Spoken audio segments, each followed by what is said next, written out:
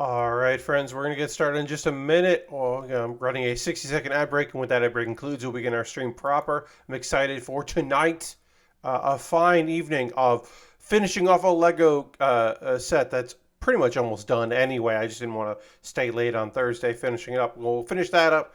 Then we're going to build a Pokemon, and then we'll work on a guy. We'll work on a guy from a show. Work on some action figure model kits. That'll be a fun one. Um, but yeah, I'm excited to work on all of these things, work on everything that isn't a robot. Let the 60-second ad break play, make a couple pennies, make it so that folks that are coming in who are not subscribers don't see ads for the first 20 minutes of the stream, the usual.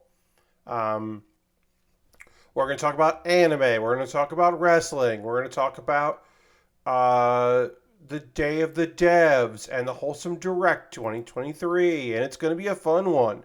And we're going to get started in just a moment or two. Get ready for it. It's coming your way. Okay.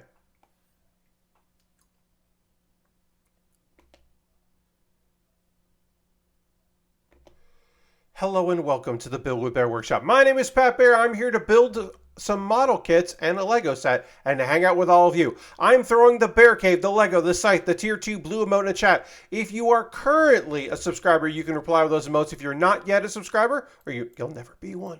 You'll never be one. You can just say hi or use other people's emotes. Or if you want to be a lurker, if you are not interested in hanging out in conversation and chat, but you just want to watch the stream while you're doing other stuff or while you're building something, be a lurker. That's okay too. You're here. I love that. We got Bobby Dice Roller coming in before we even really kicked off. John is here. Aristophan is here. Ghost Val is here. Welcome, everybody. And we got Lashbrook is here. Hello, Lashbrook. And Jeff says, exciting. I've been rewatching save points of the past and have loved when you stop by. Yes, the waypoint, now remap, save points were a highlight. I like hanging out with people that I admire, people that I consider dear friends. I guess, like colleagues is a word I could use for the people that I don't have like a personal relationship with, but like we're all in this weird mess of entertainment together. Colleagues is probably a good word for that. But yeah, always fun. Obviously, save points also were for charities that I fully support and have engaged with myself. So it's like, fuck yeah, always want to come in and hang out with them. They were kind. When I lived in Brooklyn, and they worked in Brooklyn, it was very easy to go stop by, which is why on the 72-hour thing, I went at very late at night because I was like, whatever, walk home. That's fine. This is still earlier than when I work at night, so sure. Those were a dream. I'm glad you're here. And I know the archival work has been happening out there. Which is great that people are trying to make sure that a lot of that stuff is going to exist. People have been doing the work. I would say Discord is a great place if you're like, yeah, there's a video I really want to see if somebody has. It's like join a Discord and ask. I'm sure somebody will help you out. Bobby just gifted a bunch of subs, which is so lovely. Thank you so much, Bobby. I'll read those names in just a second. But let's throw the Bear Cave, the Lego, and the Scythe Tier 2 blue emote if you want to throw that in there. And then I will read some names. Bobby, you have donated so many subs to the community. I appreciate that very much. It's very kind of you. Thank you for that. Because we have, yes, a Bobby to Bobby. Yes, that's right, because we got Bobby Venom got a sub. So it's a Bobby to Bobby, which is very nice. And Skeletal Wing and Condition Bleen. And I am Lee Chin and Tony the Swordsman. Now, we're never going to know if Lee Chin is Lee Chin. They say I am Lee Chin, but are they? We'll never know for sure. I'm going to see an AEW show in August. What do I need to know, says Bobby. One of the most important things to know is that they, for all accounts, do a very lovely live show. There will be something before or after the thing that you are there to see. Most likely, there will be something that happens directly after it to warm you up, to get you in the mood. That could be something for For Ring of Honor, they could be doing Ring of Honor ahead of time. It could just be a pure dark match that has no meaning and does not matter for anything. It's just like, here's a couple wrestlers who aren't in the card tonight. They're going to wrestle to kind of get you in the mood. And then AEW will do their show. They'll either do Dynamite and then Rampage after that, or they will do a full Ring of Honor taping and then Collision, or then maybe they'll do a full Ring of Honor taping after Collision. We don't know yet because Collision hasn't happened yet. It hasn't happened soon, so we're not sure what that's going to be. But you'll see some wrestling. What can I tell you? If you are very close to the ramp, sometimes those flames for certain wrestlers do kick off some fucking heat. And the fireworks explosions are louder than you think they'd be. I'll tell you that.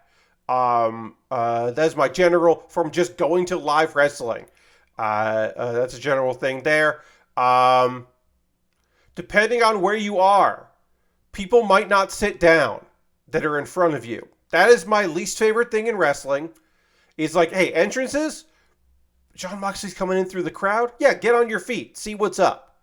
But when it's just like wrestling is happening, sometimes people are just like, I'm going to stand the whole night. I bought a seat, but I don't need it. And it's just like, come on, sit down. Your tickets are close to the ramp. Yeah, so you might, being close to the ramp, you may feel some heat from like the flames that kick up for certain wrestlers or for the big fireworks to happen for certain wrestlers. You might get a little bit of that. But mostly, live wrestling is really fun. The vibes are good at live wrestling.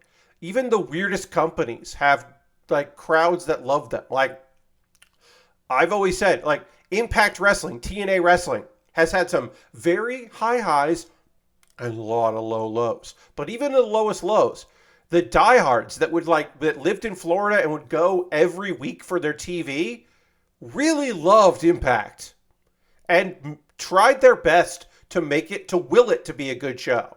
So live crowds, always fun for wrestling. Occasionally they're a little tired. But yeah, I mean, like, it's a fun atmosphere. So I hope you have a good time. But yeah, I think that's about it. Because I have not been to an actual AEW show. I am relating to you from my live experience going to WWE shows and going to Ring of Honor and lots of independent shows.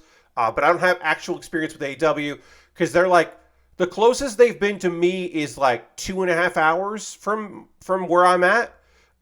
Because I moved to New York before they started doing New York, so I never got to see them because due to COVID and such. So I never had a chance to see them in New York, and I don't want... If I wanted to get 2.5 hours from here, it would be like an affair, like an all-day affair and an all-night affair for me and other people, and that's just not feasible for me right now. Last week says, expect to be like 5 hours for the whole thing. Yeah, depending on what show you're going to, expect you got the 2-hour broadcast. You've got maybe, if it's Dynamite, you got Rampage taping. Unless there's a special event, normally you have a Rampage taping. And then there'll be something in between or something ahead of it.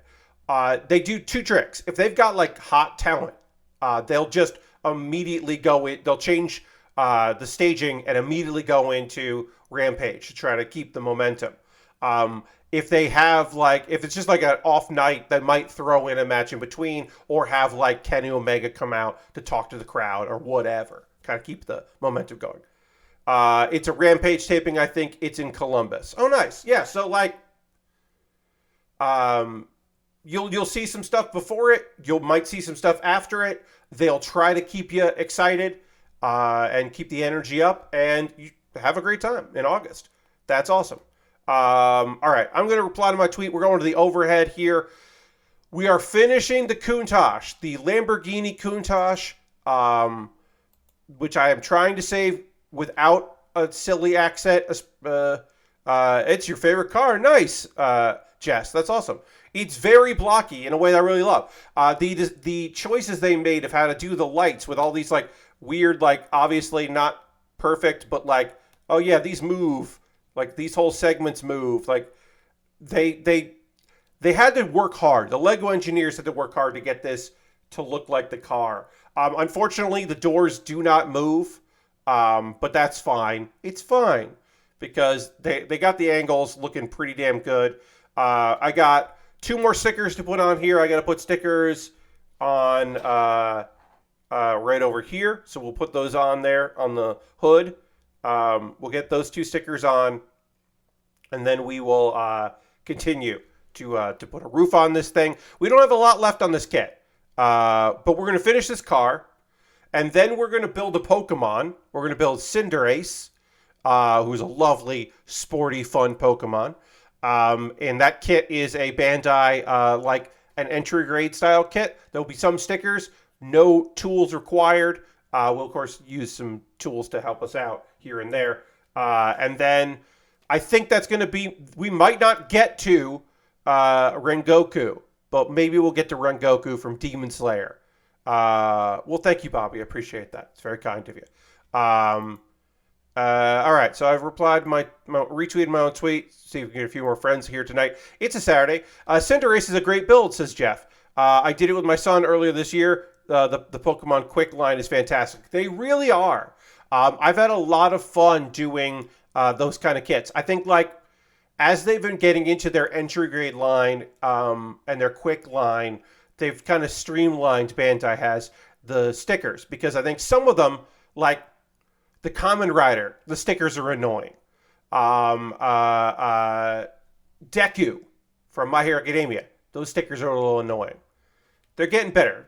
Detective Conan, didn't think those stickers were that bad. So now as we're getting into some of the Pokemon stuff, I think they're figuring out what they can do in plastic and what they definitely shouldn't be doing in plastic.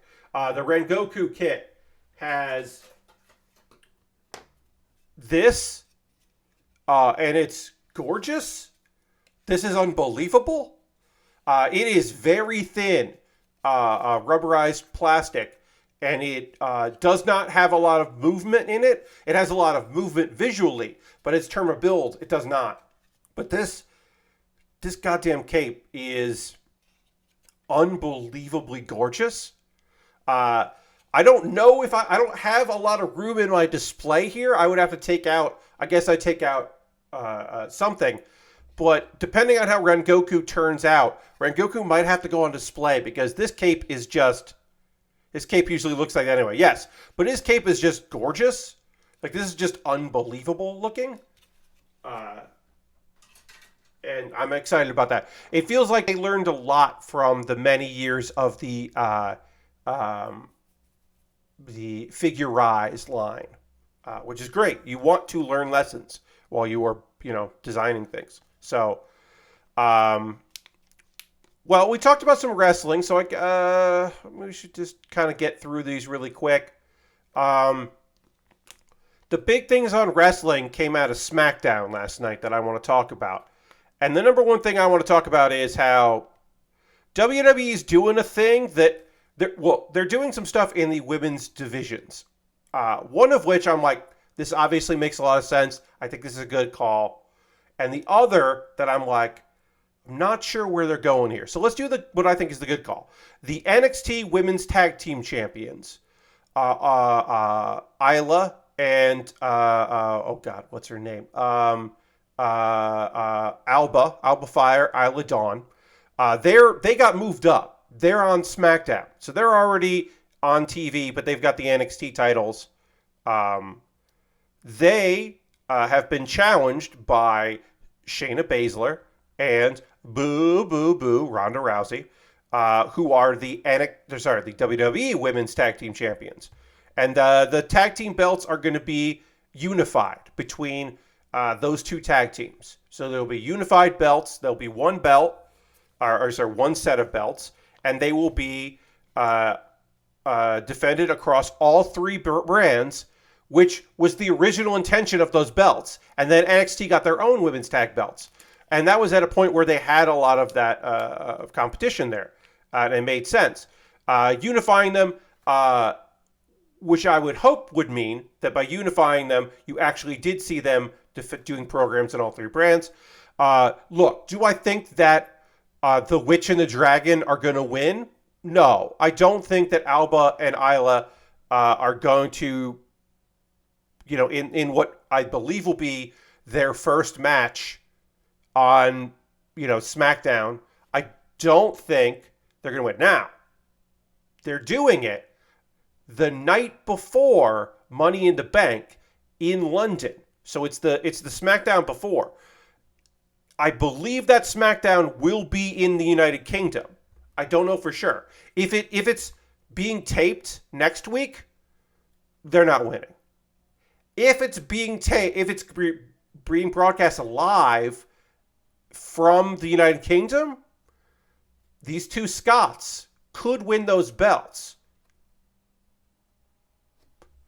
That's the best shot they got, is a feel-good homecoming, because WWE's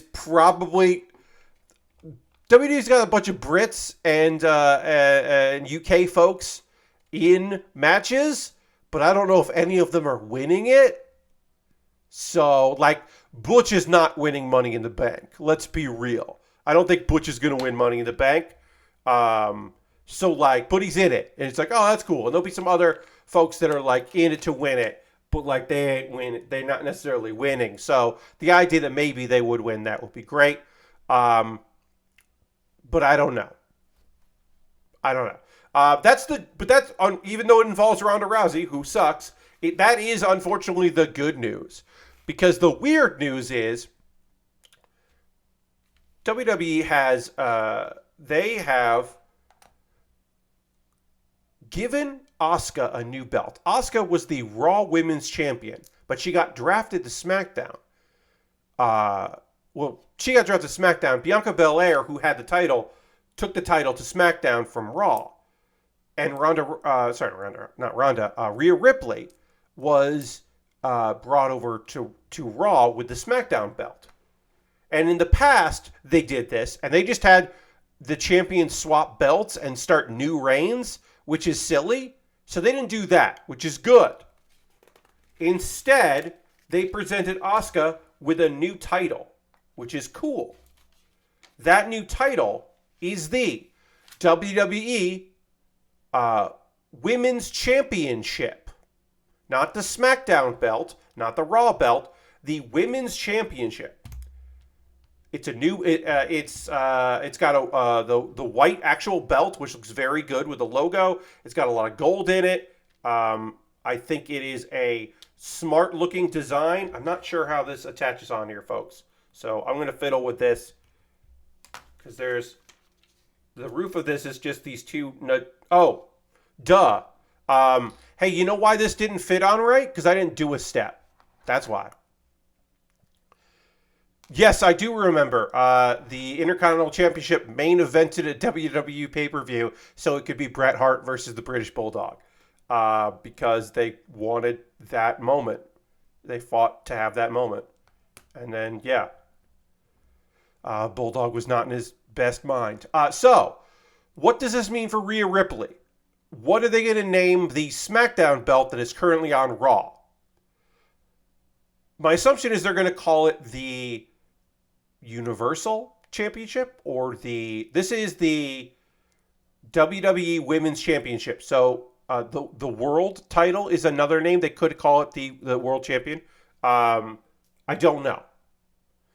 I do like having belts on both brands. I think that is fine. I like the new design. I think it's in keeping. I did not like the red and blue show-specific belts, because I think that is weird.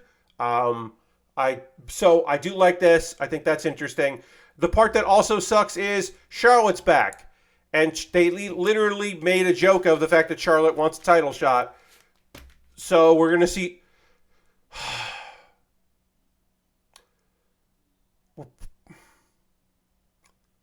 I really hate that I'm about. We might see Charlotte beat Asuka in 2 weeks, and that sucks. My only hope is Bianca, who wants a title shot. Again, she wants her title back because she lost through nefarious means. My only hope is that Bianca costs, like, no, I don't want to fight you later, Charlotte. I want to fight Asuka. And Bianca gets involved. I mean, the real hope would be that Asuka just kicks the crap out of Charlotte and pins Charlotte, and that would be wonderful. But I don't want it. So here's the thing. I think that Charlotte is a fine worker. She's a top tier worker. I got no problem saying that. I think she's an excellent worker. I think she is a very good heel because she is a bad babyface. Because she is not a likable person. She does not present herself as a likable person.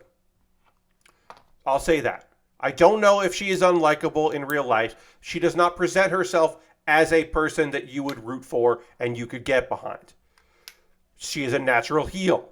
They don't present her as one. I don't know why they don't. She's very good at being a heel. It's weird they don't, but they don't. We're done. We finished it.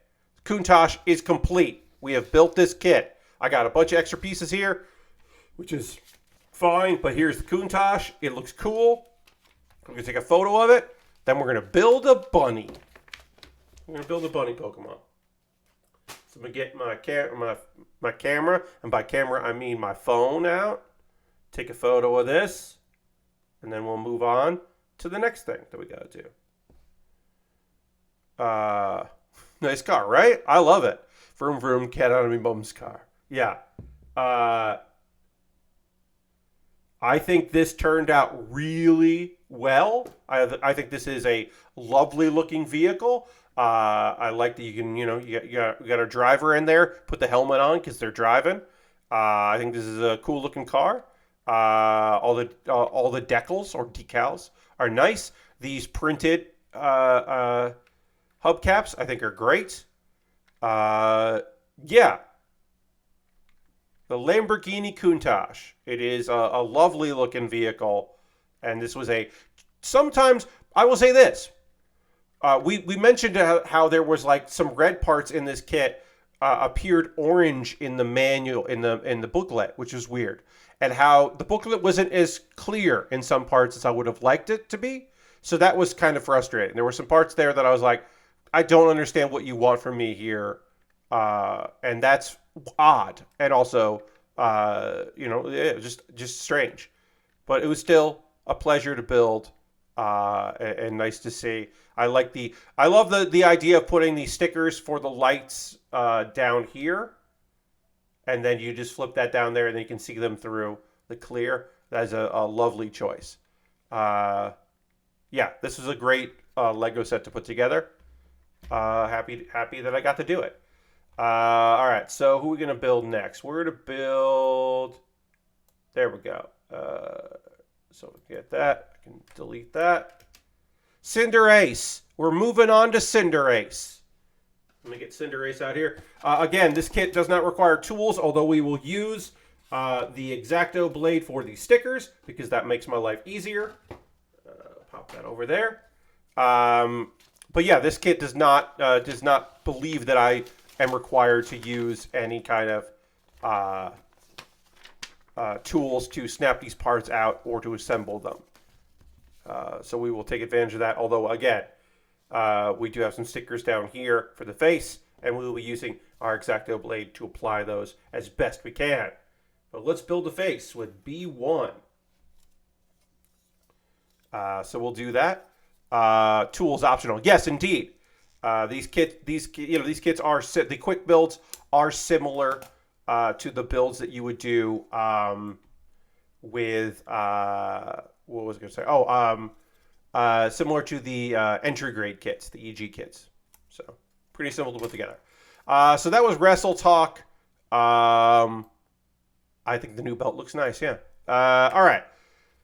Let's do some quick hits, and then we'll spend some time shouting out some games. There's only one quick hit today that I want to chat about, which is there's a Polygon article from a couple days ago that was brought to my attention that I just wanted to mention. I should say before I get into this, I like Polygon. I think Polygon. I know some people are just like, oh, they're not focused on the games. It's like, yeah, they're a website that still exists though. Like they're doing what they need to do to still continue to be a website, and I can respect that, and I appreciate Their review stuff and their articles on stuff that you're not into because it's pop culture stuff you don't care about. Totally okay. But their news reporting, I think, is spot on, and I do often look toward them for summaries of things and such stuff like that. So they put up an article on the 6th, so that would be 2 days ago, called "You Can Finally Watch Gunbuster, one of the most influential anime ever made." And then the subheading is, "Without Gunbuster, there would be no Neon Genesis Evangelion," which is true. Written by Max Colville, who has written a few things for the site, but not a lot. Not one of the regulars. Obviously, this is this is, well, I'll come to my what I think this is later. And this is an article about Gunbuster. It is like an essay about the history of the series and its creation and all of that. And you're like, Pat, why are you bringing this up? What does that have to do with anything? Well, the title of it is "You Can Finally Watch Gunbuster, one of the most influential anime ever made." The article does not tell you where you can watch Gunbuster, one of the most influential anime ever made. How to watch it. If it's streaming anywhere, if there's a Blu-ray out, why this article is out, why this article even exists. There are many links, but none of those links are to a purchase. And that's odd. That was odd enough that somebody brought this to my attention and be like, hey, this is weird, right? And I read the article, which is good. Also, the article does kind of give you an overview of the series. Which might be odd if you were like, yeah, I'd like to watch Gunbuster. How do I do that? And that's why you're reading it. If you've already watched the series, then this is like, oh, this is fun to read a personal essay, not personal, but like someone's essay about it. Like, oh, that's fun because it does get pretty in depth into the series. And there are links to like YouTube videos of like the ending. And so it's like, you might look at that and you go, that's a weird choice. This seems very odd. Why isn't this why is this SEO style headline paired with an article? And this is my thought on it, I should point out. Again, I don't know for sure. This very much to me anyway, I'm going to turn my mic down just a notch here. This very much to me feels like Max Colville sold an article or like a personal blog or like a Substack article that he wrote about Gunbuster because Gunbuster is available for purchase easily purchased for the first time in many years. Made that pitch saying, hey, I wrote this thing about Gunbuster, and probably pitched it to a few sites, IGN, Polygon, a few sites that run Anime News Network, a few sites that pay for people to put things on their website. And he got a link. Now, maybe he thought the editor would include a link to Amazon. Because if you go to Amazon.com, you can find Gunbuster Complete Original OVA series on Blu-ray. It came out May 30th. That's why this article exists, because a week ago, the Blu-ray came out. It is $40 in the United States. Because the DVD version on Amazon that someone is just selling is currently set at $348. Sorry, $343. So, because that came out in 2007. So you can understand why someone would want to buy the Blu-ray, which is now $40 with Amazon Prime. So that's my assumption, is just somebody like either, they were like, hey, do you have anything about any of these new releases from this thing? Like, oh, I have this, piece about how awesome Gunbuster is. What I'm basically saying to you is my belief is that this is not a malicious thing, that an editor came up with a good, from the standpoint of SEO, title. You can finally watch Gunbuster. Because if you type in how to watch Gunbuster, which is what a lot of people use in Google when they want to find something, they put how to watch Gunbuster. And then it will come up. This will come up pretty early because it's a reputable site.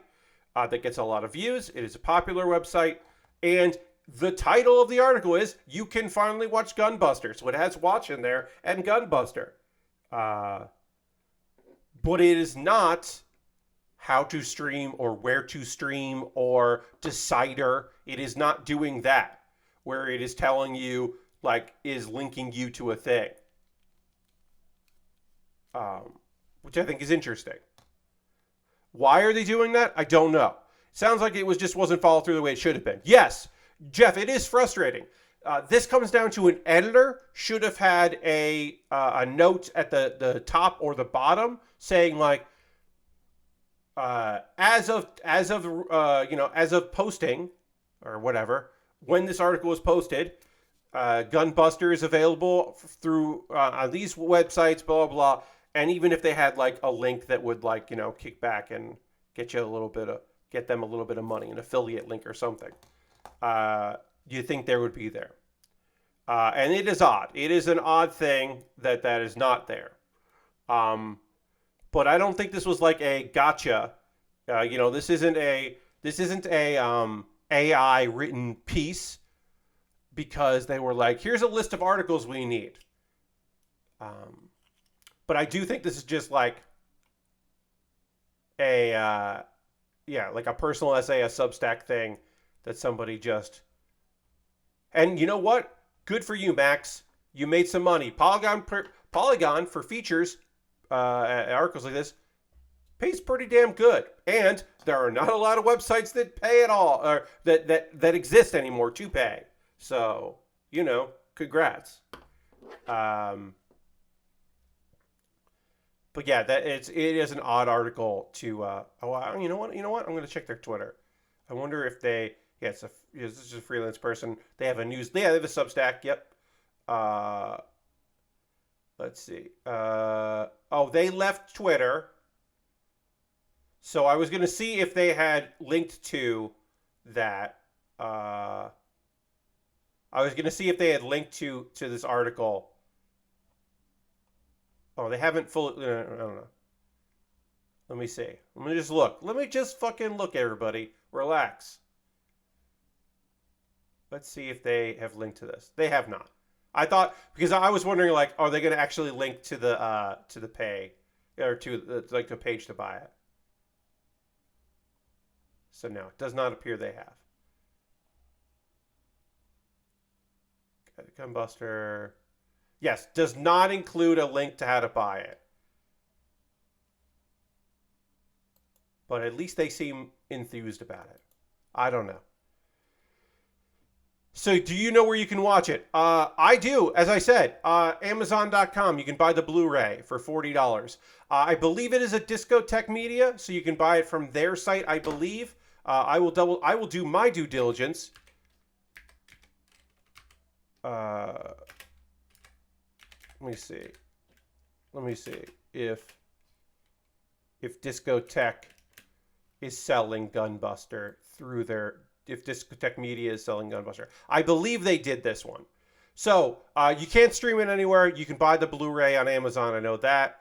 And then let's look at the new releases. They release so many things. They don't have a search. Discotech Media doesn't have like a search for their catalog. They just have the listings of things, which is weird. It's bad, I will say. It's bad that they do that. So I don't know if they did that thing, but like I said, it's on Amazon. It's sold out on Right Stuff, last I heard. That makes sense. But yeah, I believe that is available on Amazon right now. It makes sense that it'll be on Right Stuff. So yeah, I thought that was kind of interesting. We're working on the eyes here right now of our bun, and then we're gonna panel line this. I do like panel lining the action figure model kits. I fully believe that it does let things pop, especially because this mouth here there's no sticker for the mouth because it's just a smile. That I do fully believe that a little bit of gray paint there, or marker, is really gonna brighten things up. So we'll get these eyes on. And then we'll just put a little bit of gray marker, and then we'll do some black around the kind of crown there. Just make this look just a little nicer. Um, I did not watch Day of the Devs live. I recently watched that. I'm not going to go through every game for both Day of the Devs and today's Wholesome Direct. I only watched the Wholesome Direct today. But I'm going to hit like the bigger ones, the things that I thought were really great. If there was something on either of those that I didn't mention, but you thought was rad, you can, of course, let me know, because I always like to hear from y'all about what caught your eye. We got, so the Day of the Devs had 15 games, and then featured. Beastie Ball is probably the big standout for a lot of people. It's the Chicory folks and Wandersong people making a turn-based RPG that reminded me a lot of Pokemon, and not just because of the maybe a little more in depth, like classic turn-based RPG, but it definitely the creatures and your friends. Basically, you become a volleyball coach and you put together a team, and it looks incredibly cute and fun. So I think Beastie Ball was an easy standout for the show. Certainly something that I'm going to keep my eyes on. Let's see, what else can I tell you about? Hyperlight Breaker had a gameplay trailer, which looks cool. Some sites have gotten previews of that game, I believe in March, and that is shaping up to look really nice. It is entering early access this year. It's a co-op roguelite, and that's a roguelike. I'm bad at that. I think it's a light.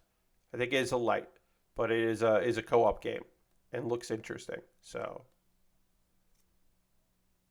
that might be worth you taking a look at.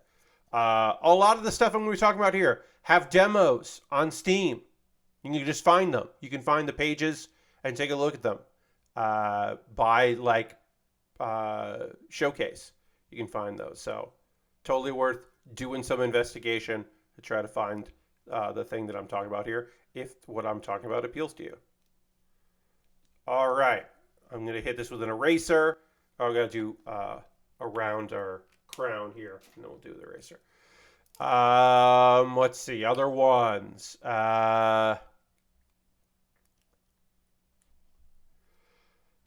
Cart Life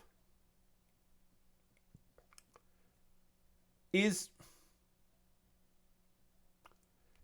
based on the Cart Life game from 2014 that was removed from Steam, or in 2014, and the source code was out there, and so they're using it as a base, and then writing new story stuff and new art.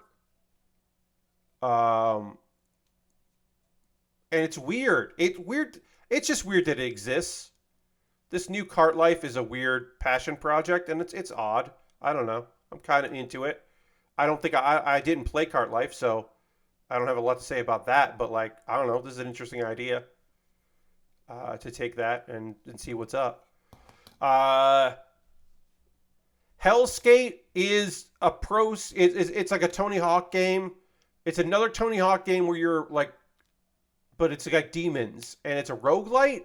And I don't understand how it's a roguelite too much. I looked at it and I was like, no, I don't think I want to. It's going to be out in early access next year. It was one of those things where I'm like, oh, this seems, no, actually no. And that's always an odd feeling in a trailer when you get really hyped about a thing and then you're like, but wait, actually, do I think this looks cool? I'm actually not sure. The premise seems cool, but I don't know if the game seems cool.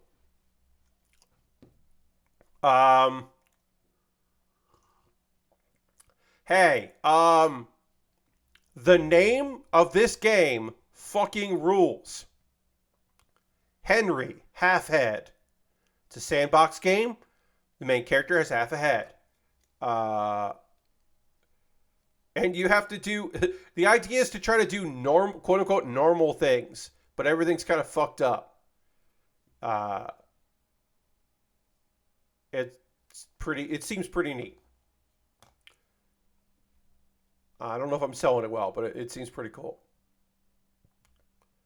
Um, Summerhill feels like a game that like people I really respect and admire. It'll be like their number 4 game of the year, and I'll be like, oh yeah, I never actually checked that out, but that did seem neat. Um, it's about a shepherd and their dog, and it's like a folk tale kind of vibe. Um, it seemed beautiful. It seemed like a sad game. Uh, they got to rescue sheep. I don't know. It seemed like one of those games where you're gonna like feel something, and I am not opposed to that. But it definitely was like, oh, I bet a couple people I know are really gonna vibe with it. I thought the trailer was very effective in that way of making me feel like what the deal was, which is good. Um, Eternights is a dating it it's an otome game, dungeon crawler. And that is a fun premise. I like the idea. I've enjoyed in the past, and I continue to enjoy the premise of it's a dating sim, but also it's a dungeon crawler. Like, yeah, you know what? Fuck yeah, sure, please, sounds great. And looks pretty good too. Uh, I'm sad enough already, says Bobby. Bobby, I understand that there are people that are merely looking for escapism. I mean, they're not looking for bummer games, right? Like I'm gonna play the shit out of when it finally comes out. Goodbye Volcano High, and that's gonna fucking bum me out. And I understand why other people would be like, no, thank you. Totally understand that. I mean, I'm the guy that let's see here. Wait, line up stickers. There's a sticker that has to go on the back of this here. Okay. Line up stickers with the shapes. I gotta put sticker number 9 on the back of this. I understand that, right? Like I don't love all media that focuses on sad events. Like that's not necessarily my favorite thing. I don't like watching things where children are in peril. Just don't. So like Promise Neverland. I did not finish that series. I don't think I ever will. I know that people fucking love that shit. But Made in the Abyss, I'm good. Persona is the most children in peril I can handle. Yes. Totally understand. Yes. But I totally understand it. I feel a little different when it comes to games. I'm okay with a sad game experience.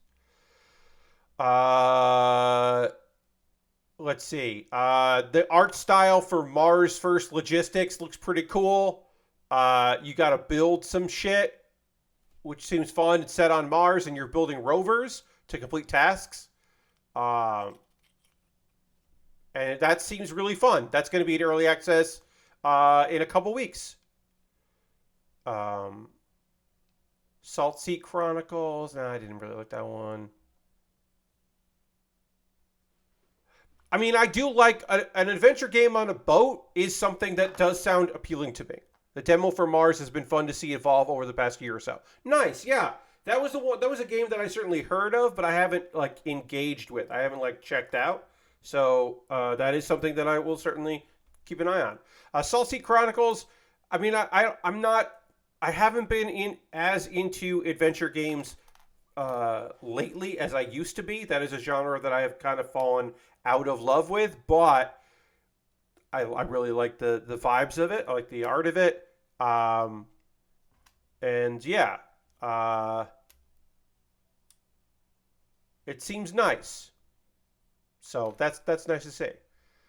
Now I'm going to tell you about the Wholesome Direct, which was today. and you can find that. You can watch all that if you want. One of the nice things about Day of the Devs and Wholesome Direct is you see a bunch of games and a bunch of developers that are all not white dudes, and that's nice because the Summer Game Fest was a lot of white dudes from various parts of the world, but still lots of white dudes. So it was nice to see, a little bit of different, because the game space is full of lots of different folks. Yes, John, diversity in the games that that are being made. All right, so let's look at what we got here.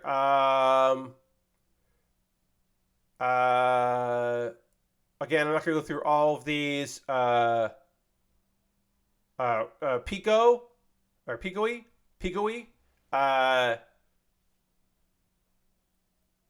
It's a village that cats live in, and they like tea. And it just seemed cozy as shit. Fantastic Wholesome Direct merch is up on the Yeti right now. Yes, indeed. They got great merch. So you can check that out. Support able gamers. Which, you should. You should support able gamers if you can. All right, so let's, we don't have to give this any kind, I'll give the neck a little bit of marker. The head's going to be on there, so we're not going to see it, but I'll give it a little right there. Athean Rhapsody really stuck out there for me. Oh, yeah, totally. I'm not going to talk too much about Spirit Swap. Alex, who is the lead of the studio, Soft Not Weak, he's a friend of mine, so I don't want to talk too much about Spirit Swap. Lo-Fi Beats to Match 3-2. I kickstarted that game. I'm getting a copy of that game when it comes out. They have a new demo out, which will only be up for the month of June. It is a very queer Match 3 game made by very queer folks. Lots of queer folks. Predominantly queer studio. And predominantly people of color studio from all over the world.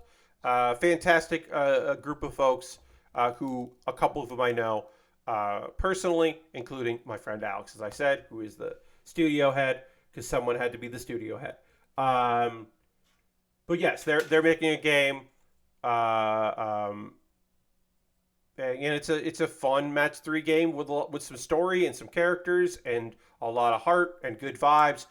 The very first time I played that demo, the very first demo a long time ago, I was like, I am terrible at this game, and that turns out, oh no, the people that made it just got very good at the game, and they needed to have more people playing it.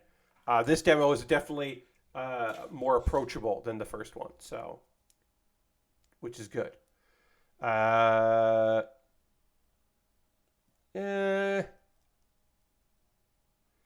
Button City Soccer Days looks really cute, but it just seems like a cute soccer game, and I'm not necessarily looking for a cute soccer game. So I didn't really vibe too much with that. But if you are looking for a cute soccer game, then fuck yeah, go for it. Bubblegum Galaxy is probably the most visually striking thing. The thing that if someone's talking about something from the Wholesome, it might be that. It is an adventure game with like tile placement and completing quests. And it's not maybe an adventure game, more a puzzle game. But it's visually, like the colors and the layout, the pixel stuff, looks really nice. That's got a demo out. I thought that was something that I was like, oh yeah, I kind of want to see more about. Also, Bubblegum Galaxy is just a good fucking name for something. So I was into that. Let's see what else we got here. Station to Station is like it's Voxels. Is a train management simulator that looks really nice. And it's fucking voxels, y'all. It just looks really fun. I don't know. You create your own train stations and you run tracks, and then you run through the trains. And um, I have added that to my wish list. That is a game that I will definitely try to reach out to people that I'm going to try with small indie stuff to reach out to more because I'm like there are a few people out there that make things that reach out to me, which is lovely. And I'm on a few lists to get some games so that I can show them on stream. But yeah, it doesn't hurt to ask. But like, really, when it comes down to it, is like, I don't know. The thing I always say is, look, I might not have the highest numbers of a streamer, but I have consistent numbers, and also I have a engaged audience. Y'all seem to, at the very least, you humor me, and that is very lovely of y'all. You humor me, and I think that is very kind. That you're like, okay, what's Pat into? Sure, all right. Like next week, I'm going to play more Sunshine Shuffle. I don't know if that's your vibe. These cute animals that did a bank robbery at one point, now playing poker on the high seas. I don't know if that's your while ska music plays. I don't know if that's your vibe. I think it's pretty great. We're playing it again next week. Usagi Shima is it's a bunny collecting game. It's a mobile game.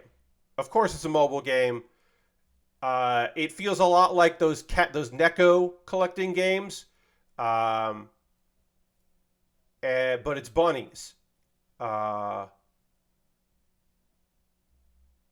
that looked pretty cute. That looked pretty damn enjoyable. So I would say that might be something to keep an eye out if you're looking for some fun and something chill. Flutter Away is a Pokemon Snap style game that looked okay. That looked fine. That's going to be out in August on PC and Switch. Hey, Lord Crashington. I would say Flutter Away looked like a game that should be on Switch, and I'm glad that they're doing that because that seems like a good home for that.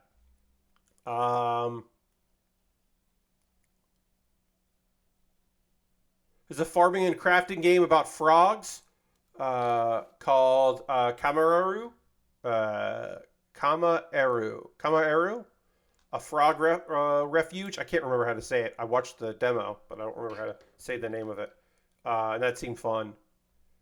There were a lot of fucking games.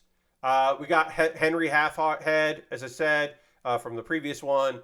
Yeah, they pack a lot in here. And some of the stuff was also in the Day of the Devs, which makes sense that some of that would be in Day of the Devs as well. But yeah. So you're going to get some double dip in between Day of the Devs and Wholesome. But they pack in a lot of games, which is why I said I wasn't going to talk about all of them. I know there's some, let's see. Garden Witch Life seemed fun. Henry Halfhead looks like some fun nonsense. Yes, Henry Halfhead feels like a game that I would want to get better at. Like I would play it and have fun, and then I'm like, I'm going to try to get better at this game. Why can't I figure this thing out? Why can't I do this simple task? But the point is that it's hard to do. Lots of farming. That is not new for this show. Let's see. Oh, I got to put a sticker on the back of this, but we'll start by putting a B2 part on the front of it.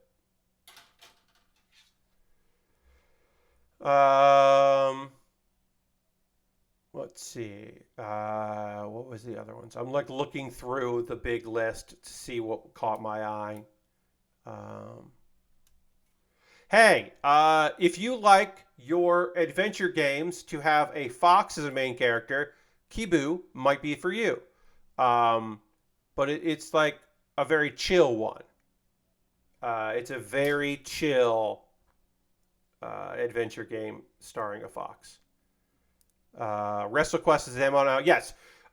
Lord Crash and I did mention earlier that there are a lot of demos out right now on Steam, and you can search by showcase for the demos or trailers on Steam of the by Showcase. You can go and do that look if that's something you want to take a look at.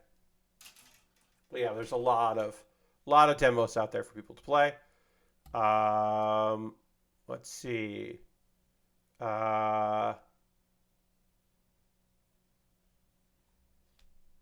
Unpacking is coming to mobile and tablets. That rules. If you didn't play Unpacking and you were waiting to play it on your, iPad, you'll be able to. That's awesome. So get that shit because you'll be able to. Please play Unpacking. It's a lovely, lovely game. Let's see. Sushi Ben is a VR game that I won't be able to play because I don't have VR. But it's a VR game with an art style that I think looks fucking rad. And it's because it's like a visual novel action game. And I think that is lovely. Very good trailer.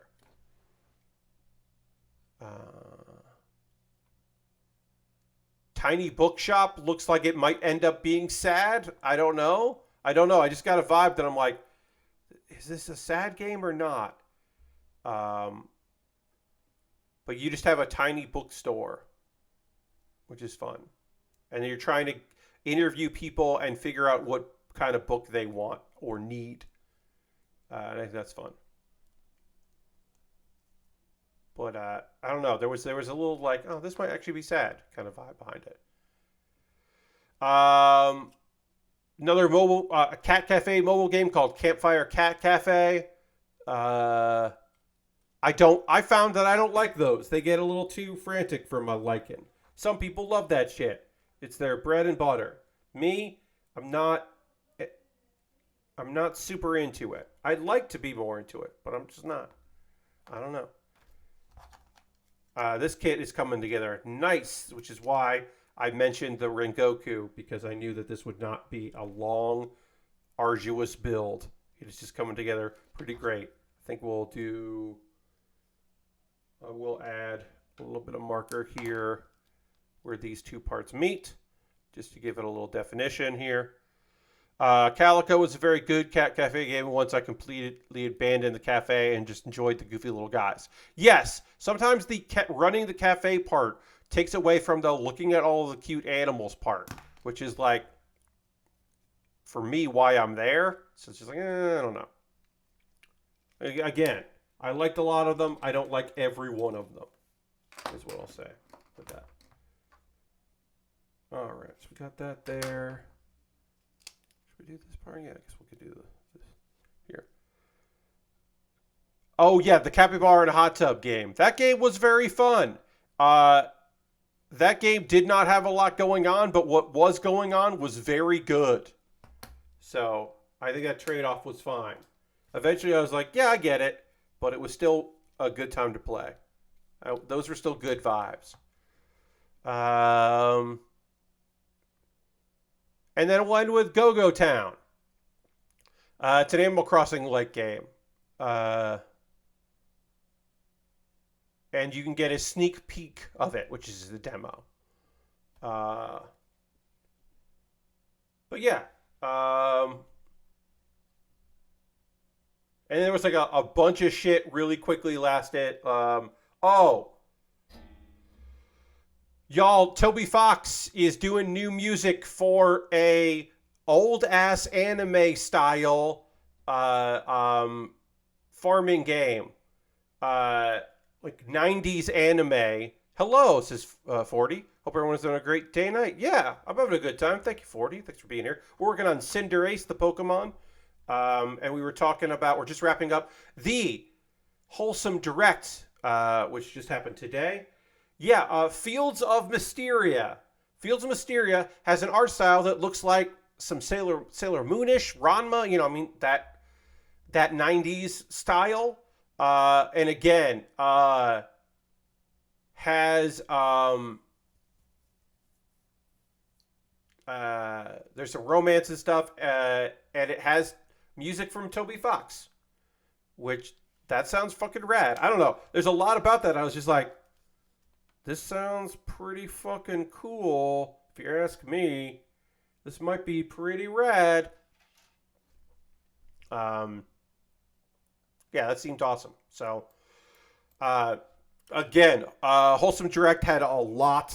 I just gave you like my big thoughts on that. I didn't go through every single game. I will on Monday. We will talk about the Xbox and Starfield event. I do not know if I'm going to be. We'll see. Let's see. I'm going to look at the schedule here. Um, I do not see. Let's see. I did not watch the Future Game Show. I might watch that later, but I did not watch that today. I will be watching the Xbox thing tomorrow, which is at 10 a.m. Pacific. So that is 1 p.m. Eastern time, which is my time zone. So we got 16 and then 15 is here. Okay. So let's get this together. Let's get this leg done here. I don't think I'm going to watch the PC gaming show after that. I've got some stuff I need to take care of tomorrow, so I don't think I will be doing that after, but I might watch that in the future. Sometimes the PC gaming show is very long, and sometimes the PC gaming show is not great. And sometimes it's trailers I already saw earlier. I have no plans to watch Ubisoft or Capcom, but Capcom, I believe, is only 30 minutes. And Ubi, I do not know how long that is. But I will read on Monday, I will read recaps of those two events so that I can then share my thoughts on Monday. But Monday we'll probably focus on what happened to Xbox during Monday's stream, I should say. We'll focus on the Xbox show because that'll be probably big. PC gaming show can be a weird mix of press conference and late night talk show. Yeah, it just feels like they don't quite know what they want it to be, which is fine, but they should probably start figuring it out. Like at some point, they gotta kind of figure out what they exactly want it to be. But yeah, I'm just not amped up to go watch that. All right, so this is going to go in here. This is going to go in here. That's A10. This kit gives you a lot of like, hey, this is the angle you want to use for this. This is very helpful as I start to try to figure this out. This is going to slip in like that. Yeah, all right, that seems right. Yeah, okay. And then this slips in. Like that. Yeah, okay. This feels right. I don't know. We'll see once I get it together. We got to put a sticker on a piece. But it's 10 p.m. It's after 10 p.m. So you know what that means. It's time. Once I get this piece out so I can look at it in a second here. It is time for a pause for the cause. It's going to be an opportunity for me to talk to you about ways you can support what I do here. So we'll get into that in just a moment here. Time to curse without bleeping, indeed. Now it's part of stream where I'm going to tell you about ways you can help me out here. All of the things I'm about to talk about are optional. You have no need or demand. I don't ask of anything of you except for be nice in the chat and hang out and, watch the streams.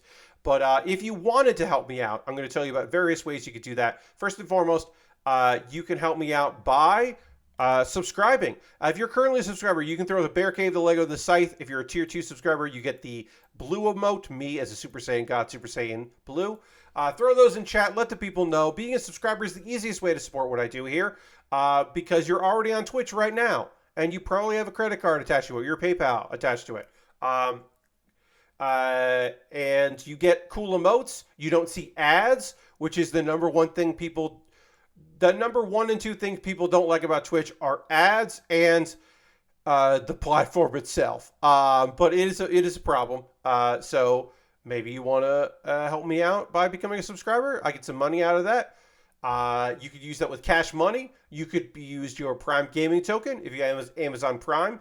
You link it with your Twitch, you get that token, you use it for somebody. How about use it for me?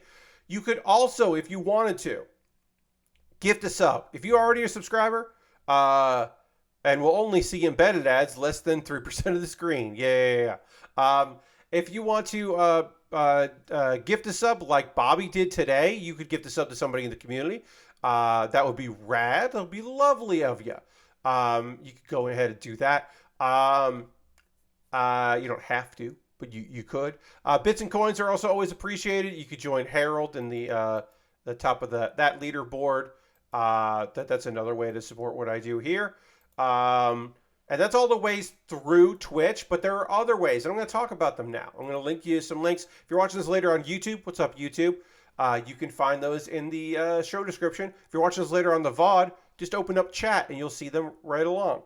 I understand. When I watch the VODs on Twitch, I often get rid of the chat because I can't write anything in there, and it's just weird to see people writing things that I can't respond to. When someone makes a comment, I'm like, I actually know the answer to that. I can't tell them the answer.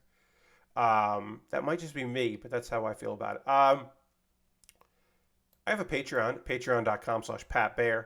There's a $1, a $3, a $5, and a $10 tier. There are different rewards for the different tiers. That's the wrong thing. That's the wrong thing. I didn't need that. That is a funny image that I posted on a Discord. I linked my friend Yin Dark, made a funny image on a Discord.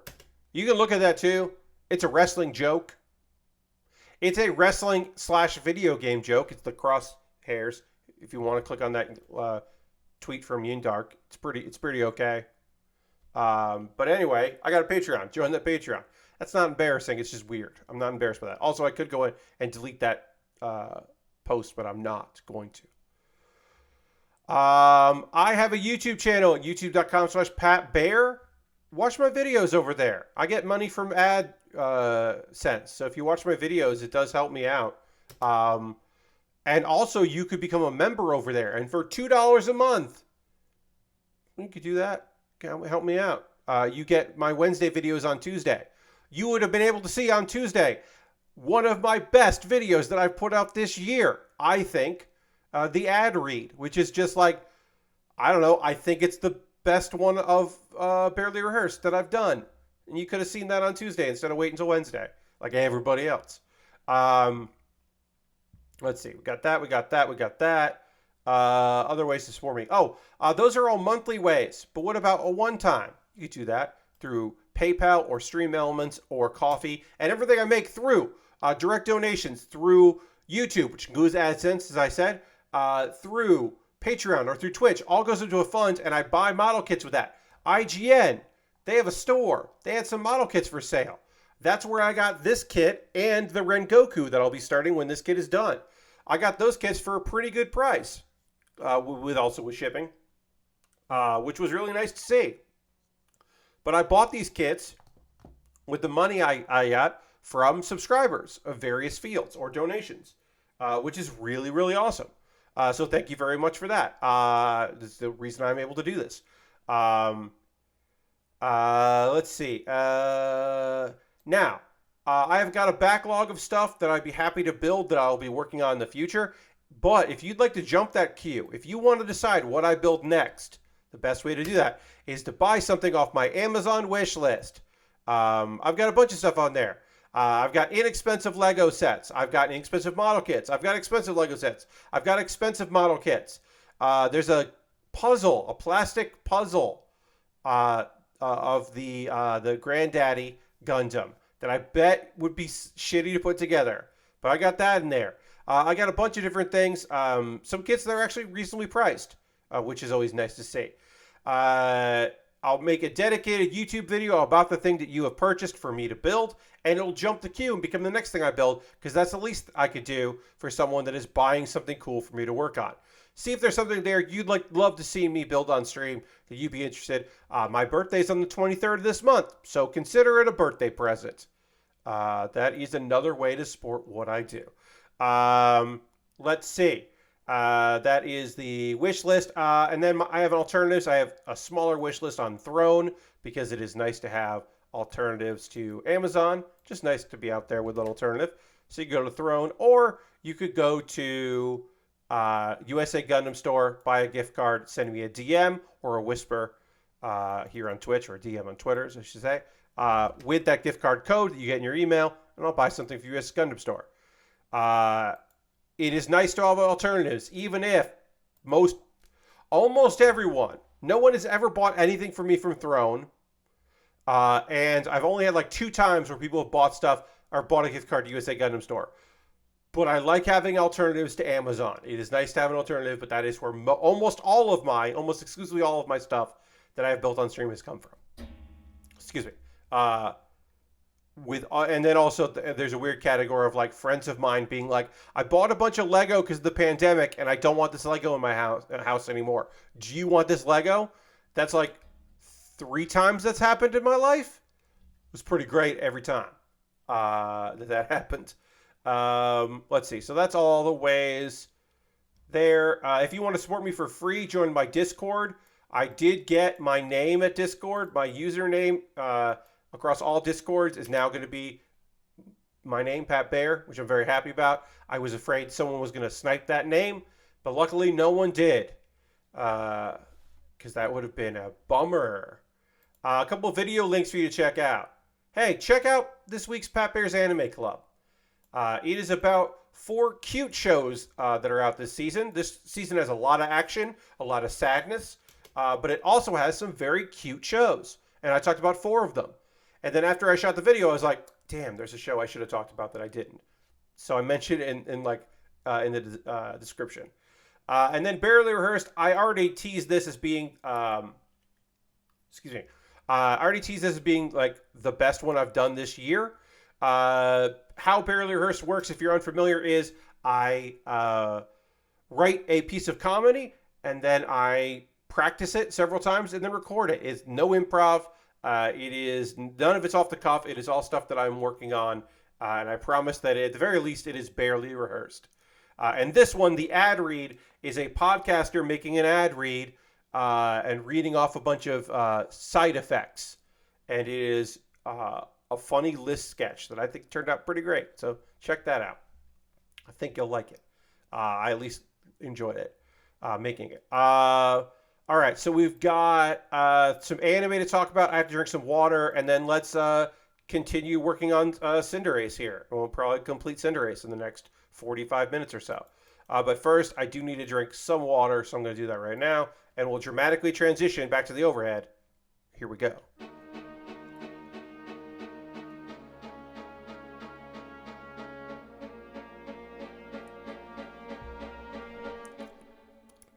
All right.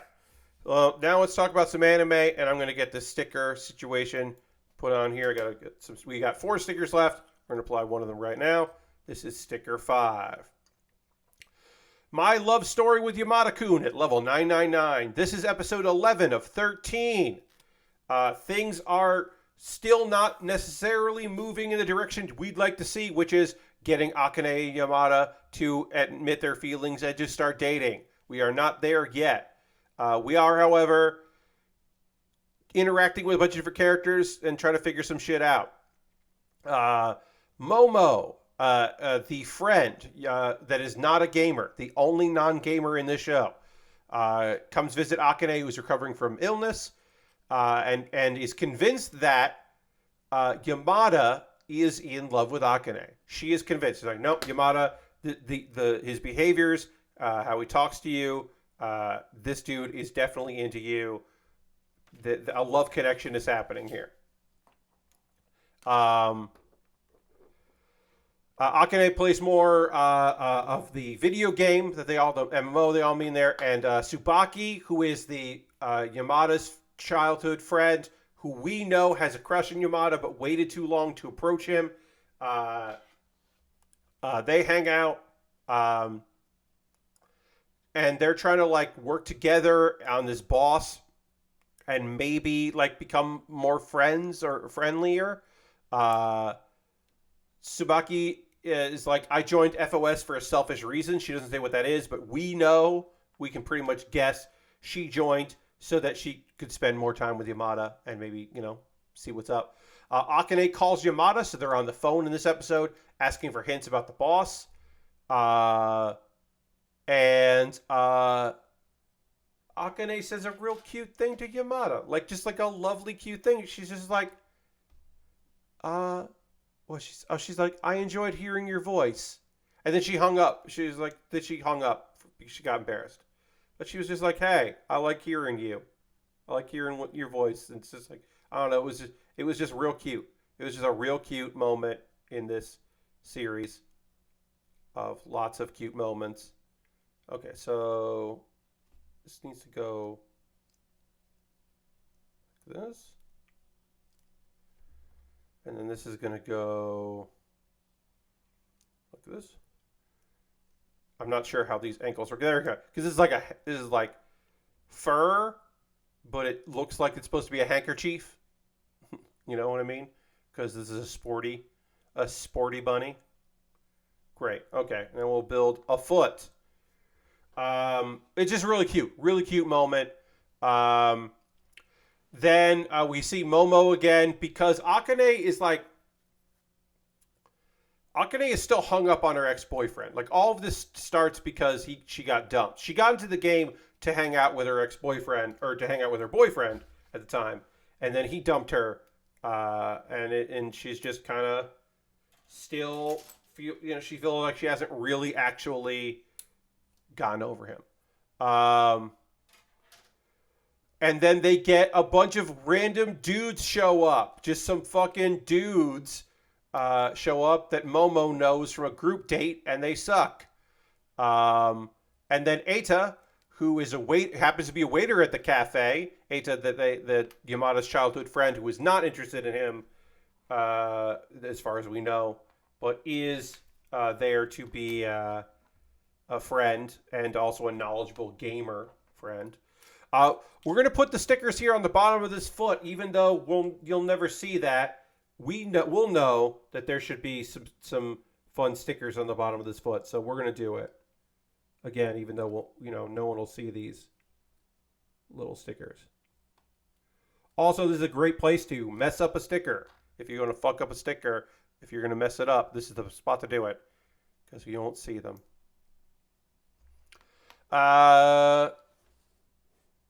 Let's see. So Eita saves the day, and then Momo is jealous because Eita is an attractive guy. But Akane has something that she needs to ask Eita about, which I assume is going to be Yamada, because we have 2 more episodes left in the show. So next week is where things go wrong before the following week when they go right, or possibly in the right direction, question mark? Who knows? I really love this series. Akane is a fun lead. I think this show relies too heavily on scenarios created by Akane having an injured foot or being sick. I think that the mangaka, because it's based on a manga, could have been a little bit more creative in the fun ways that they try to get our characters together. But overall, it is still a very enjoyable series. So I would recommend it. And we said, got 2 more episodes. This is a 13 episode series, which is nice. This was episode 10 of Otaku Elf of 12. So all 3 of my Saturday shows, my Friday, Saturday shows, are going to wrap up at the same time because they're all, these 2 are 12s, but they started a week later. Otaku Elf. This was probably the weakest episode of the show because it was just like, hey, you remember all these characters? Let's see what they're up to. It felt like kind of meandering. Like, not that the show has a deep plot, but it was just like, let's just check in with everybody and see how they're doing.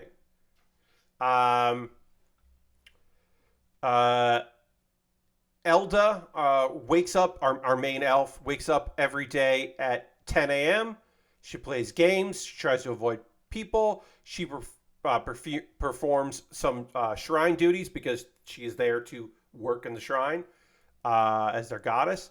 And then she gets scolded, for not working that hard. And then let's see, Yord. Yord is trying to avoid. Koito is like, hey, all you do is like a couple things and then you stay up all night playing video games. Like, I think that's sad. We visit with Yord and Himari, Miko, and they talk about some food. And they're like, hey, we want to, what are we going to do the next time that we go and hang out with Elda? And they do discuss if they should get rid of their Osaka dialects because maybe they seem like hicks. And then Yord tries to practice, because that's how she learned Japanese. She tries to practice that style, and it doesn't come off well. I gather, because I did not realize that I did realize they had an Osaka accent. I did not recognize, like, when Yord was trying to not have that. That is a subtlety that I did not pick up on. Osakan is sometimes when dubbed, they sometimes have a southern accent or a Brooklyn accent, depending. Osaka is from Azuma Godayo is from Osaka. We've talked about Osaka before here on stream. But yeah, that basically they're like kind of the country bumpkins. But also where comedy, the place in Japan that loves comedy the most is Osaka. So it's got a weird kind of, it's known for a few different things. Let's see. We got Isuzu is excited that she's going to finish because she's the one that loves taking photos of, and so she's like, my 200th book is almost done, but I need a cover for it of Hari. But she needs a special photo of it. Let's see. Also, because Haria has a gambling problem. She has a garden, but the garden is just vegetables they can eat and like herbs, because their grocery budget goes out the window, which is is supposed to be played for laughs, but I was like, oh, that's sad. So it didn't work. It wouldn't work as funny for me. Let's see. And then Haria takes a selfie of them. And that ends up becoming the new album cover, because it means a lot. Even if it's amateurish, it means a lot. And that's very cute. That was a lovely, cute little moment. Yeah. Then we go back to Koto, who starts working at 5 in the morning because she has to do a bunch of chores before she goes to school, and she always tries to wake up Elda. And then after school, she works the shrine's visitor shop for a while and performs some duties with Elda. And then she spends time with Elda before she goes to bed at 11, and then Elda games for 5 more hours. So it's just like a look at all these characters that we met. Again, not the most, not that a lot of action happens in this show, but this is really just like, hey, let's look in at like the characters we've seen. And a couple of those characters we don't see all the time anyway. So it did feel a little like, all right. It didn't get me going in a way that this show has in other episodes. I thought I would describe it as being a totally fine episode, but it was episode 10 of 12, so I would have liked a little bit more. Another episode that was kind of a show that kind of was just like pretty chill but still good was 2Q Crisis. This episode of 2Q Crisis was, again, episode 10 of 12. We're getting to the stretch here. This one was like a focused one, but it was really fun. It was a really fun episode. And unlike other episodes of the show, it did just focus on a couple characters where it normally jumps around between characters. This one focused on Lisa, our main alien, who is a follower of a white cat that is a celebrity named Shorami. And the owner, Akaneko. Akaneko has like a celebrity cat, but for whatever reason, she likes Lisa's social media about her cat, which is not good. And they both respect and like each other, and they learn from each other. Like, it's kind of the whole episode is them learning about that. Also, these two cats immediately become friends, and if you want to see cats be friends, this is a great episode for that. Yozora and Shiramori immediately become friendly and accidentally take a selfie together, which is very funny because they're just regular cats. But that is very fucking cute, like unbelievably cute. How they just hang out. But it is like Lisa kind of starts to understand how to take better pictures, although this alien that is like very capable, for whatever reason, when it comes to taking a photo, suddenly she is like very nervous, which is pretty cute and fun that she's so nervous. So that's something I like to see. And then Akaneko she's because like her cat got so popular, she's kind of lost the joy in taking photographs of the cute cat, and she kind of learns to just relax a little bit more, which is really fun, and just kind of live in the moment and be a little bit more carefree, which is a very nice thing. And again, like I said, this episode was very focused. It was focused on these characters and not other things that were happening and other people. And I thought that was a nice change of pace. But it was, at the very least, we had two animated cats that suddenly were just like, yeah, we can be friends, sure. And you got to see cute cats. Oh, I forgot the fact that several times they're wearing fun hats. So if you like cute cats and fun hats, this is a good episode of that. But in general, Two Cute Crisis is very good. This is just a very good series. It comes with a high recommendation from your friend Pat Bear. That's me. That's who I am. And that's the anime I've been watching. There will be a live Pat Bear's Anime Club. I believe that is what date is that going to be? That is going to be Tuesday, the 27th of June.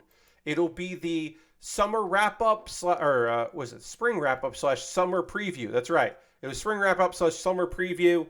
Because, yeah, we'll get into that. So we'll talk about all the shows that I've been watching that I haven't been talking about weekly, and then all the other shows that I've been into. And then we'll also get into... Oh, that's your birthday, Jeff. Nice. Well, yeah, Tuesday the 27th, I'll be doing a live Pat Bear's Anime Club. It'll be a Tuesday stream, a bonus stream, so no model kits that night, just talking about anime. And then we'll preview the next season. There's some good shit coming out, and we'll be able to talk about that. And then also, that's going to... And then that'll go out the next Monday. It'll go out to everybody else. That's going to be my 100th Pat Bear's Anime Club video. I did not plan for that to be a live one, but I'm very happy that it is. I think that's really fun.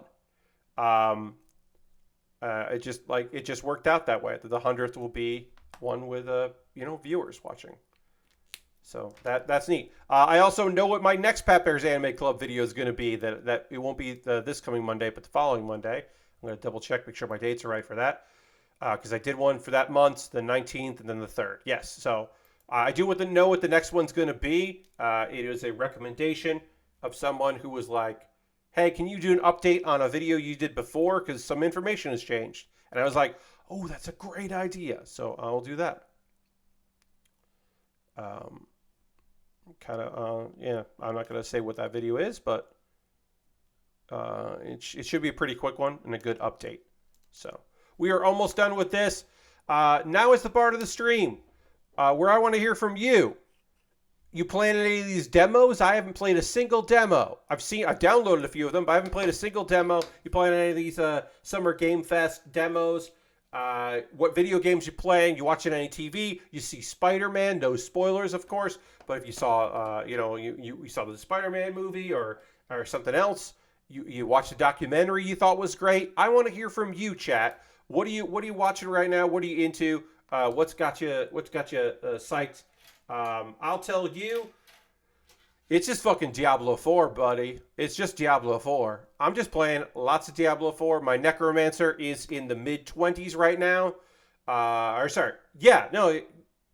Yeah, high 20s. High 20s. I was in the mid 20s. I'm now in the high I can't remember the number. I think I'm level 28, 29. I can't remember. I'm doing good. Uh I got a good build right now with my Necromancer where I like do damage and then make more corpses by doing damage, not by killing, which I didn't think was good, but people kept telling me this is the way to go, Pat. This is what you should be doing, and they were right. And I'm having a lot of fun with it.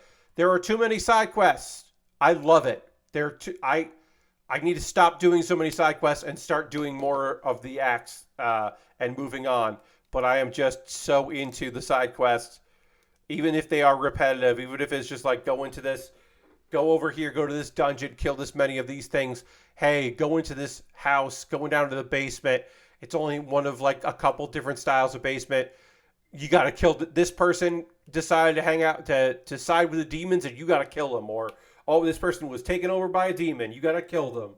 Or it's a demon. You got to kill them. It's like okay, I'll do that. I tried with the keyboard. Oh no, sorry. I tried with the controller. I'm a mouse and keyboard guy for this game. That's how I like to do it. I'm doing mouse and keyboard for this game. That's what feels right. Um, Jeff says season 3 of I Think You Should Leave dropped recently. Very absurd, very good. Yes, I wish it was a little bit longer, but also that's fine. I think it's still a good ass show. But yeah, I mean, I guess I wish I could watch more of it.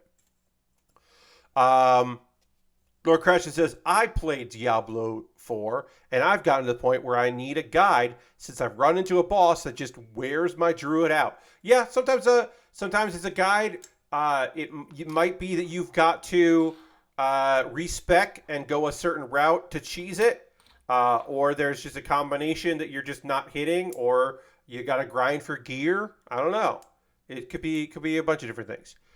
Aristovan stopped doing side quests. Focus on the story. Getting close to the end at level 46. Hell yeah. I'm taking my sweet ass time with this shit because I don't really need it for co-op.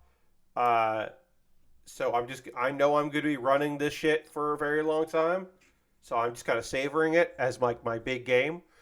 Lashbrick says, just been playing Street Fighter 6. Finally watched The Bear, which was good, but the end was weird.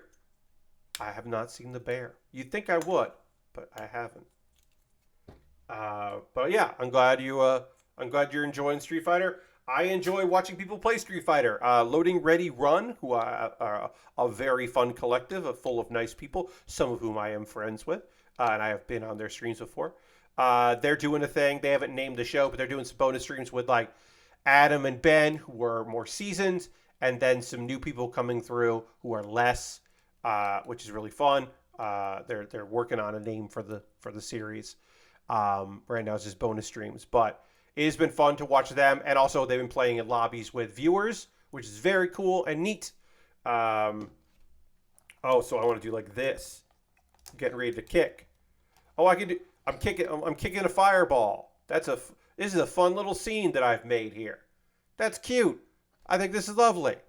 John says, been playing through Disgaea 4 and my Persona 3 portable playthrough, watching episodes of Wild Arms, and still getting through Victory Gundam. Victory Gundam, yeah, I would say getting through Victory Gundam is a fine way to look at that. I liked Victory Gundam, but I understand why some people don't. Aristofan says, my wife also picked it up. Might do co-op with a different character. Hell yeah, Aristofan. Get some co-op in. That won't be me, but I'm glad that might be you. All right, I'm going to get an action shot. And then I'm going to just get a top-down view. This is Cinderace. We're done with Cinderace. Cinderace came together real well. Getting the leg out of this fucking thing isn't great. But other than that, Cinderace came together real well. It's a real fun little kit. Just like a fun sports friend. I'm going to take the tail off for the top-down photograph, but we'll get a top-down photograph here. I love the fireball. inclusion. I think that is a neat, fun choice. But I'm just going to take a photo like this as well. And then we're going to get started on Rengoku. Kyojuro Rengoku from Demon Slayer, our fun fire friend. I did not, when I bought these two kits together, I did not pick these up because this was a fire type Pokemon and he is a fire style user. That was not the reason why I did this. I picked them up because they were both pretty reasonably priced together, and it was about the amount I wanted to spend with shipping on sale. And I paired them together because I knew that we would be done before the stream was over if I just did this and the car. So I put them together. But yeah, that's built. Put that aside. It's a fun little friend. And then we got our friend here, Rengoku. We've got a lot of interesting parts for this, so I'm going to kind of put these here on my shelves, get these together, just kind of organize them as best I can here as we prepare to work on this kit. E, F, and G go down there. Beautiful. I love that this is not a sticker, that I did not have to apply the sticker. Like, it's gorgeous. Again, the cape is beautiful. These eyes are not, oh my God, the eyes are not stickers, y'all. I didn't have to do this. I'm so glad I didn't have to do these eyes and these eyebrows. That's so nice. They're so expressive, and I didn't have to do that. Oh, beautiful. You love to see it. It being a thing that I didn't have to do. Oh, so nice. All right, we'll get that together. Okay, because there's D1 and 2, C. There's no B. I think this is B, technically. So that's weird. So we'll do D over here. Great. Got everything together. Maybe these are B. I don't know. These were out separate. Lovely looking. The hair extensions. The hair is gorgeous. All the parts of the hair are beautiful. We got a lot of fucking stickers for this kit. This kit's got goddamn stickers at the wazoo. The Hiyori. This cape is a Hiyori. But I'm just going to call it cape. Bangs. The different parts. The sticker. This is a very detailed kit. I'm glad that I am building it. I'm excited to work on it. It is very detailed. I'm just going to break down this box here. This was the box for Cinderace. I'm not going to keep the box. I'm going to break this case down. Cinderace.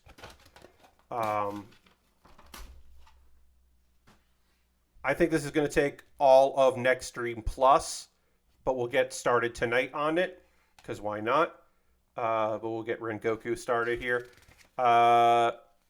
Great instructions. I was about to say ingredients. That's a weird thing for me to say. We got some color here. Putting her all together. Looks rad. Starting here. I don't love this where it's just like, do this part. Like, I understand why this is going to be me putting stickers on here. I don't love that this is so heavy on me putting stickers on there. I'm just not a big fan of that, but whatever. What are you going to do? It's okay. We are going to build a head here first. So we'll get that started. But yeah, the uniform has a lot of fucking stickers on it. These kits are definitely due. I think assembly of these kits is totally like something that, younger folks can do. But as far as, like, the sticker part of it, like, no. It's not for everybody. Immediately, speaking of stickers, we're starting with a sticker. We need E1, which is the mouth. Got to get our mouth sticker on. So our mouth sticker This is the flat side, so it's going to go on here. And we immediately start with a sticker, which is a little tough for the end of the stream. But you know, Rengoku needs a mouth. Gotta have that mouth.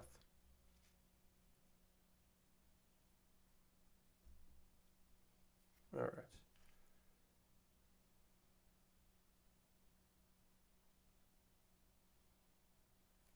Whoop.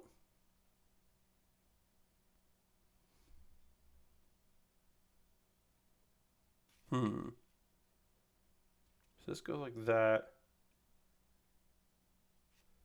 You know what I'm going to do? I'm going to hold putting the sticker on for a second. I'm going to try to put this into the face so I can see where it needs to where it actually needs to be.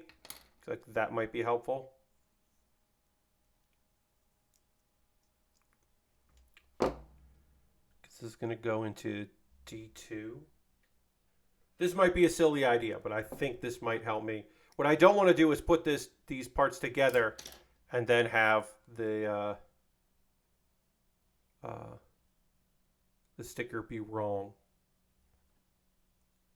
All right, so that's going to go in like that. So I know that's there.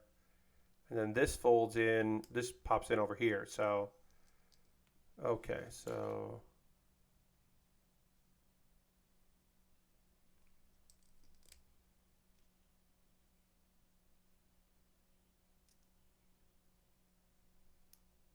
Oops.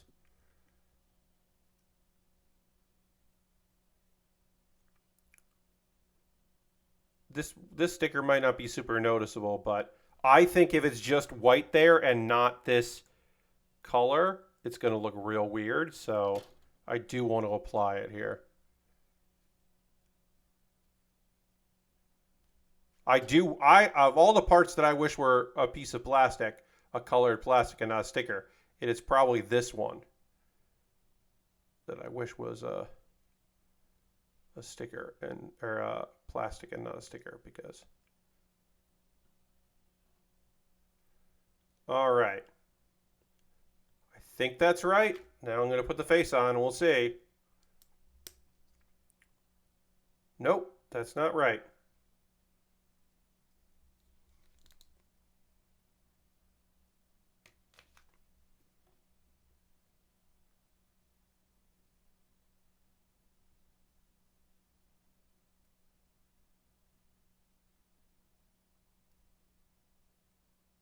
It's actually this part here, I think. Sorry that I'm getting quiet. This is just a very tiny sticker that I want to get right.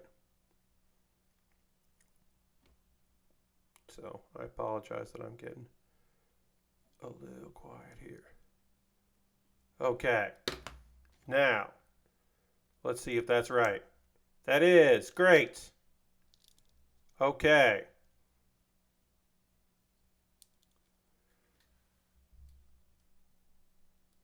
I don't even think. Whoop.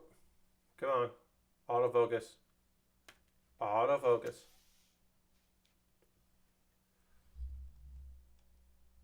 There we go.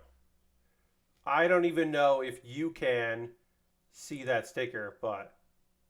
Oh, yeah, you can because it's a little off. I didn't do it perfect. But then it looks like teeth. So great. There's just a little pink sticker there in the mouth. Need to overlay called sticker mode for one of the few times it pops up. Yeah, maybe. Yeah, I'll just click a button and you know that I'm deep in sticker business. Anyway, you're probably going to see a little white in there because I didn't do it quite perfect, but then that can look like teeth, and I think that's fine. No one's going to be looking at this kit like this anyway, like real close. So that's totally okay. All right, we got that done. That was a little nerve-wracking. So now what's the next part of this? The neck. Got to get the neck going. Sticker mode, sicko mode's more frustrating cousin, indeed. Also, I got to remember, because Cinderace did not require me to use tools that I need tools again, because I can probably pop these out, but why would I? Maybe I don't need tools for this, but I'm going to use them. I'm going to treat this more like a figure rise kit and less like a an entry grade kit. I'm so glad I don't have to do these. I would have definitely messed that up. All right, and then I need this part of the hair. Oops. There's this part of the hair here. Again, I'm using my tools instead of just farting around. So then this is going to go like this so that the hair can build off of it. Is that right? Or does it go like that? Yeah, I guess I just...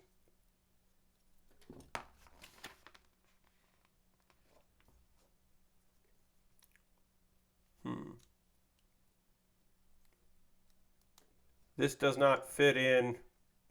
This does not feel like it fits in, but I think that's because the other part has to go in and clip on top of it. So this doesn't feel good here. It feels loose, but I think that's because the other parts have to go and sit on top of it, and then it will feel better. I think. We'll find out.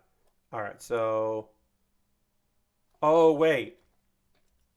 That's because this is two parts connected. Duh. Okay. There's a little line. There's a little line that goes from here to here, and I did not recognize that line. I did not look far enough ahead. So this is, I was like, why won't C27 fit in there? It's because it's actually C27 and C12 combined together. So that's why it did not fit well in there. It makes a lot of fucking sense. That's why towards the end of streams, I'm not always great at doing this. Because I haven't always figured out exactly what I need to do. It's not the right part. We'll just do this and we'll probably... We'll do like the back hair and we'll probably call it quits there because I am definitely feeling a lot of sorts. And that's not good. That's not a good feeling to have when you're working on small parts that you don't have replacements for. Generally, I'd recommend not feeling weird while you're doing it. Obviously, if you're just building at home, you just take a break. You work on something else. Jump to another part of the kit. I don't do that much on these streams. I don't jump to other parts of the kits and just work on something else. But when I'm doing for just my home builds, that is something I often do. Obviously, you can't do that with Lego, but you can do that with model kits where you're just like, I'm just going to build the feet because I bet the feet are really easy to build. And that'll be a nice thing I could just knock out and get it done. I do recommend that. But I do often go in order here for model kits because I think that's the way to go. All right.